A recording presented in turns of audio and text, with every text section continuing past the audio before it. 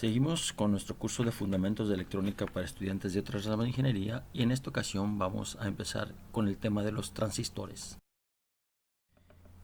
En esta breve introducción a los transistores hablaremos un poco sobre notas históricas, los tipos de transistores y las funciones y aplicaciones. Introducción general al tema, ¿verdad? Es necesario tener en cuenta que los transistores constituyen el grupo principal de dispositivos para la electrónica moderna. Es decir, básicamente todo lo que usamos está basado en transistores. La revolución moderna, que se inicia con el diodo y el triodo en tubos de vacío, culmina su primera etapa con la conversión de estos circuitos a circuitos transistorizados y más adelante con los circuitos integrados, que hace posible la electrónica y sus aplicaciones como las conocemos ahora. En estos circuitos integrados debemos comprender que más del 90% de los mismos consiste en hacer uso apropiado de transistores. Naturalmente, a la tecnología se agregan herramientas teóricas en diversos campos que son necesarias para que los transistores sean utilizados convenientemente. Empecemos con unas breves notas históricas, obviamente muy limitadas. En 1925, Julius Lilienfeld patenta el transistor de efecto campo, pero en ese entonces la tecnología no está suficientemente desarrollada como para hacer realidad su patente y queda entonces a nivel teórico. En 1934, Oscar Hale patenta en Alemania otro similar y algo más. Robert Paul y Rudolf Hirsch logran amplificaciones a 1 Hz, pero no van más allá y todo se queda a nivel de laboratorio académico. Interesante, en 1938, William Shockley, el mismo que participa en el transistor, intuye que se puede lograr la amplificación usando semiconductores en vez de tubos de vacío que se utilizaban en ese entonces. Es interesante notar que William Shockley estaba a cargo de los aspectos teóricos de los semiconductores en los laboratorios Bell. Ya hablando propiamente del transistor bipolar, que fue el primero que aparece, en diciembre de 1947 culmina una serie de experimentos y estudios que Barden y Brattain en los laboratorios Bell realizaron y construyeron el transistor bipolar de contacto. Una cosa un poco menos conocida es que en Francia y Alemania, Mataré y Belker también crearon el transistor, pero cuando se dieron cuenta la patente ya había sido adjudicada. Para evitar problemas de nombre le llamaron transistón y lo usaron en aplicaciones telefónicas. Sin embargo, Shockley interviene en el grupo de transistores y al hacerlo introduce por un lado mejoras sustanciales, cambiando la estructura del transistor de contacto a una de bipolar como se conoce actualmente, y también haciendo los estudios teóricos del proceso. En 1956 el mundo reconoció a Bardeen, Brattain y Shockley por el invento y teoría del transistor bipolar, concediéndoles el premio Nobel. Por otro lado, otro aspecto importante en el desarrollo de los transistores vienen a ser los circuitos integrados. En 1952, el británico Geoffrey Drummer describe en un simposio lo que constituiría un circuito integrado, y en 1957 fabrica un flip-flop funcional, pero no recibe la atención que se debe y tampoco él insiste en este campo. Así que quedó en el olvido, podríamos decirlo, y en 1958, en diciembre, Jack Kilby de Texas Instruments patenta los circuitos integrados, y en enero, unas cuantas semanas después, Robert Noyce de Fairchild también presentó su patente. Hubo una disputa legal respecto a quién había inventado los circuitos integrados y finalmente se reconoció a los dos, Kilby y Noyce, como coinventores de los circuitos integrados, si bien habían trabajado independientemente.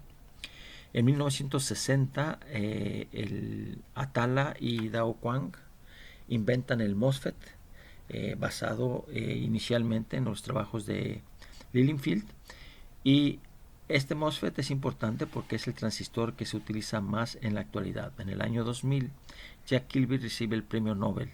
Noyce no lo recibió porque el premio Nobel no se concede en forma póstuma. Y ya para entonces él había fallecido. En cuanto a los tipos de transistores que vamos a considerar, los transistores se dividen en dos grandes grupos. Por un lado está el transistor bipolar y por otro lado el grupo de transistores de efecto campo. Dentro del transistor bipolar distinguimos al NPN y al PNP. Dentro del efecto campo hay muchos, solamente vamos a mencionar dos grupos: el grupo de JFET, Junction FET, y el grupo de MOSFET.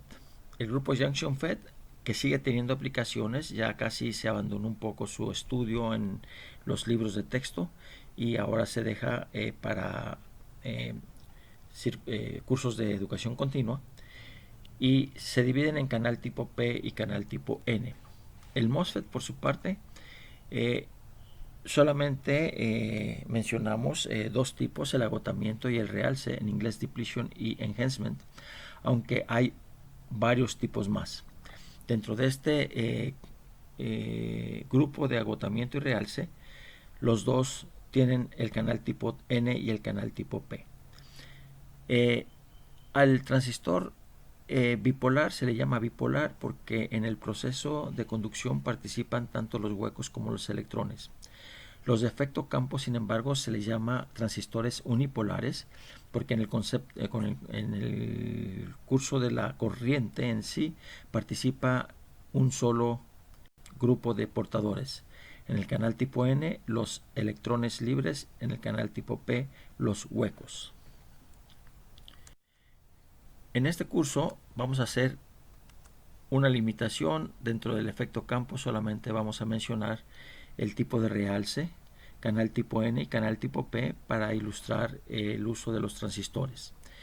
Les recuerdo que en la actualidad, con los circuitos integrados, los transistores tienen un campo de acción a nivel discreto bastante más limitado que anteriormente. ¿Qué funciones y aplicaciones tienen los transistores? Aquí vamos a mencionar solamente tres funciones y aplicaciones: los switches, los amplificadores y un poco de misceláneos. Entre los switches, interruptores, ¿verdad?, tenemos aplicaciones a la construcción de los circuitos lógicos, los bloques básicos NOT, NAND y NOR que estudiamos anteriormente en el curso, y también para la creación de funciones lógicas sin hacer uso de los circuitos bloques básicos. También se utilizan como switches analógicos, es decir,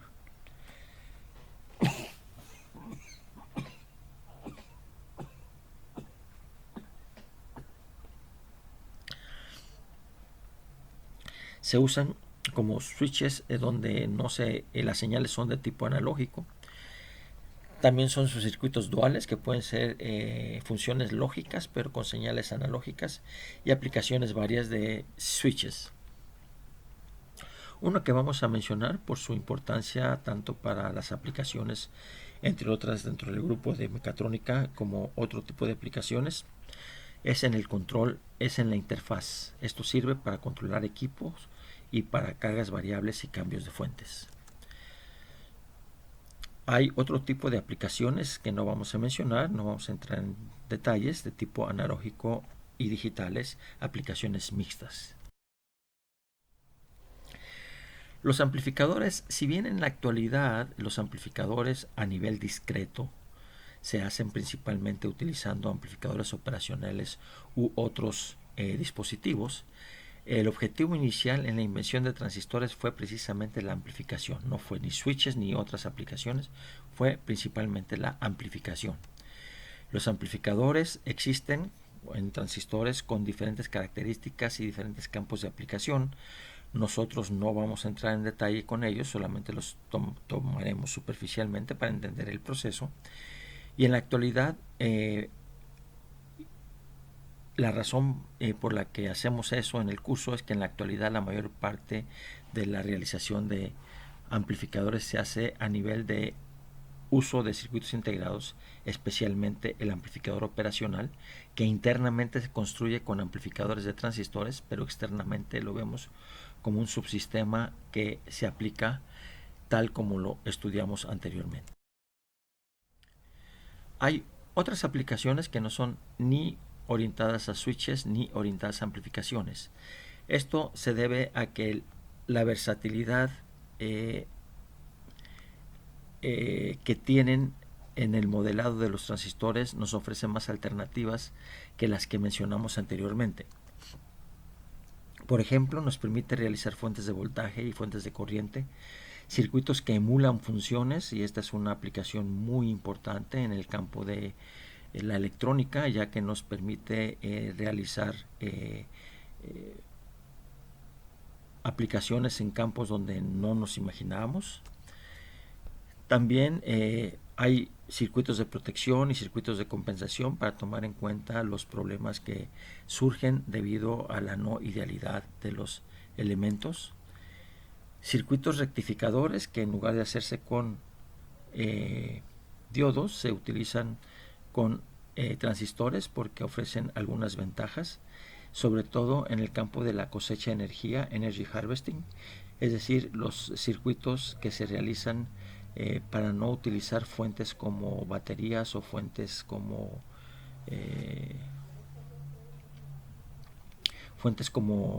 la que resulta de un proceso de rectificación de la Autoridad de Energía Eléctrica que nos entrega en casa, sino que de otras fuentes como pueden ser la solar, pueden ser la eólica, puede ser inclusive las radiaciones que se emiten por los elementos tales como televisiones, antenas, radios, teléfonos celulares, etcétera. Así pues, el campo de la electrónica de transistores es bastante amplio. Tan solo el grupo de amplificadores da material que se cubre en un curso completo, y los switches también se cubren en otros cursos. Aplicaciones diversas como las que mencionamos en esta última parte, ¿verdad?, se presentan en las aplicaciones mismas, en los campos de aplicación mismo. Estamos listos pues para empezar a trabajar con los amplificadores, con los transistores.